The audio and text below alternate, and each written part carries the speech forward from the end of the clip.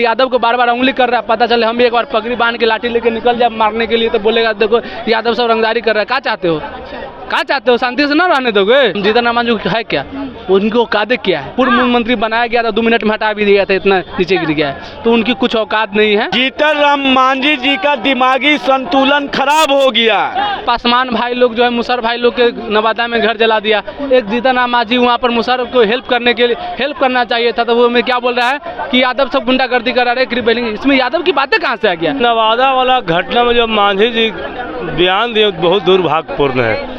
वो कभी यादव को टारगेट करते हैं, कभी पासवान को टारगेट करते हैं। ऐसे लोग जब तक मंत्री पद पर काबिज रहेंगे ये विकास की बात नहीं करेंगे, महंगाई पर सरकार से सवाल नहीं करेंगे। ऐसे लोगों का जगह रांची मेंटल हॉस्पिटल में है। जीतन राम मांझी को क्या आप समझने लगे पता है? जो अनंत सिंह बोले थे नीतीश की क्या की सरकार है, एल की सरकार, वही हम जीतन राम मांझी को एल की मंत्री समझते और कुछ नहीं समझते। देखिए, नवादा कांड के बाद जब से मांझी जी ने लालू यादव पर जाति सूचक टिप्पणी की है उसको लेकर के पूरा आरजेडी जो है हमलावर है मांझी पर। तरह तरीके से पानी पी करके मांझी जी को कोसा जा रहा है, कहा जा रहा है मांझी अपनी जाति बताए जब उन्होंने लालू यादव की जाति बताई है। हमारे साथ जनता है, उनसे पूछेंगे मांझी जी के बयान को आपने सुना हो, उस पर क्या कहिएगा? देखिए, जीतन राम मांझी एक दलित परिवार से आते हैं, मुसहर परिवार से आते हैं। जब वो मंत्री बने थे हमें काफ़ी खुशी हुई थी कि चलो कम से कम एक दलित परिवार के मुसहर परिवार के मंत्री बने हैं। वो मुसहर समाज के नाम ऊँच करेंगे, बल्कि ये तो मुसहर समाज के नाम डुबा रहे हैं। कैसे? एक केंद्रीय मंत्री जिनको विकास की बात करनी चाहिए तो बिहार में जात की बात कर रहे हैं, ठीक है। और ये सब हम बता दे रहे हैं कि बिहार में विधानसभा के चुनाव आने वाला है। सबको पता है कि तेजस्वी यादव का इस बार जो है छवि बहुत अच्छा है, तेजस्वी यादव सरकार में आने वाले हैं, उनका पकड़ बहुत अच्छा है। तो एनडीए द्वारा एक सेटिंग किया गया है कि एक दलित परिवार नेता को यादव को टारगेट किया जाए, आरजेडी को। तो ये बार बार यादव को लेकर टारगेट कर रहे हैं जीतन राम मांझी, और इस पर न चाहते हुए यादव जो है जीतन राम मांझी को कुछ गलत बोल देगा, मुसहर को कुछ गलत बोल देगा तो फिर यही जानबूझ के उसका रहे। हाँ, फिर यही बीजेपी लोग बाद में दिखाएगा कि देखिए यादव लोग सरकार में आने से पहले, तेजस्वी यादव को सरकार में आने से पहले दलित को गाली दे रहा है, तो ऐसे रंगदारी दिखा रहा है, ऐसे धमकी दे रहा है। अरे भाई, अगर हम किसी को भी अगर हम गाली देंगे तो सामने वाला भी हमको गाली देगा, किसी को हम 2 हाथ मारेंगे तो सामने वाला भी हमको 2 हाथ मारेगा। इसी तरह यही प्लान के साथ जीतन राम मांझी को उल्टा पुल्टा बुलवाया जा रहा है एनडीए द्वारा, मोदी जी द्वारा, कि इसी तरह से लालू परिवार यादव को टारगेट करो ताकि यादव सब तुमको टारगेट करेगा, तुमको बोलेगा और फिर इसी को मुद्दा बनाएंगे विधानसभा में। तो हम इस समय नहीं बचते हैं। और जीतन राम मांझी को जिस दिन कुछ चीज़ में शक होता अकेले आके मिल ले, हम जीतन राम मांझी है क्या? उनको औकात क्या है? केंद्र मंत्री है, क्या बनाया गया, छोड़िए ना, औकात से ज़्यादा मिल गया है। पूर्व मुख्यमंत्री बनाया गया था, 2 मिनट में हटा भी दिया था, इतना नीचे गिर गया है तो उनकी कुछ औकात नहीं है, ठीक है। तो उनको उस पर बात करना हम बकवास समझते हैं। माननीय के बारे में ऐसे कहिएगा उनको हम जो जीतन राम मांझी को क्या आप समझने लगे पता है? जो अनंत सिंह बोले थे नीतीश की क्या की सरकार है, एल की सरकार, वही हम जीतन राम मांझी को एल की मंत्री समझते और कुछ नहीं समझते। बस अच्छा, आपको क्यों लगता है कि जानबूझ करके प्रवोक किया जा रहा है, तो उसकाया जा रहा है यादवों को? अरे वही ना बोल रहे हैं कि यादव को बदनाम करने की हमेशा से अथी चलते आ रहा है, ठीक है। अब अगर सामने वाला भी देखिए, वहाँ पर पासवान भाई लोग जो है मुसहर भाई लोग के नवादा में घर जला दिया। एक जीतन राम मांझी वहाँ पर मुसहर को हेल्प करने के लिए हेल्प करना चाहिए था तो वो में क्या बोल रहा है कि यादव सब गुंडागर्दी करा रहे क्रिमिनल। इसमें यादव की बातें कहाँ से आ गया? नहीं तो उसमें कोई दोषी यादव है, न मरने वाला न मारने वाला यादव है, पासवान है और मुसहर है। तो तुमको जाति पर टारगेट करना था तो शायद उन पे करता, और अगर जाति पर नहीं तो तुम करता विकास की बात करता। एक नेता जहाँ विकास की बात करना हो, नेता बड़े मंत्री के साथ रह के वो जात की बात कर रहा है तो क्या है? ये सब सेटिंग है, प्लानिंग है, किसी तरह यादव को बदनाम किया जाए। और यादव को बार बार उंगली कर रहा है, पता चले हम भी एक बार पगड़ी बांध के लाठी लेके निकल जाए मारने के लिए तो बोलेगा देखो यादव सब रंगदारी कर रहा है। क्या चाहते हो? क्या चाहते हो? शांति से ना रहने दोगे? हैं, हम चाहते हैं, देखिए हम भी यादव है। सही बात है, जंगल राज का जो आरोप लगता है तो आप इसको मानते हैं? सही, देखिए अब भी तुरंत आप पलट गए ना। लगता है ना आरोप। अब देखिए मैडम, हम ही किसी को गाली देंगे तो क्या हमको प्रणाम करेगा? हम किसी को एक तो हमको क्या वो गांधी जी समझ के दूसरा गाल बढ़ा देगा? नहीं ना।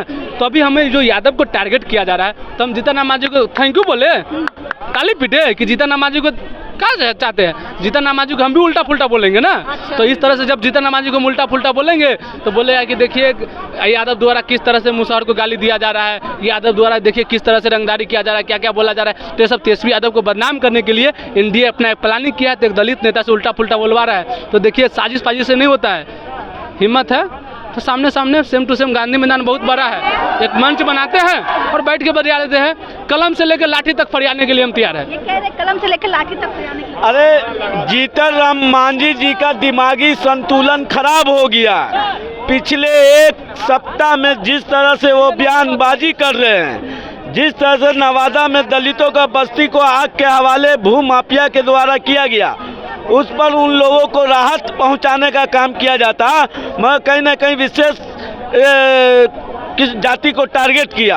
आज कहीं ना कहीं लालू प्रसाद यादव पर टारगेट कर कर ये साबित कर दिया कि इनकी दिमागी संतुलन पूरी तरह से खराब हो चुका है। माननीय प्रधानमंत्री मोदी जी से निवेदन करते हैं कि आपके मंत्रिमंडल में ऐसे लोग जब तक मंत्री पद पर काबिज रहेंगे ये विकास की बात नहीं करेंगे, महंगाई पर सरकार से सवाल नहीं करेंगे, शिक्षा पर सवाल नहीं करेंगे, रोजगार पर सवाल नहीं करेंगे।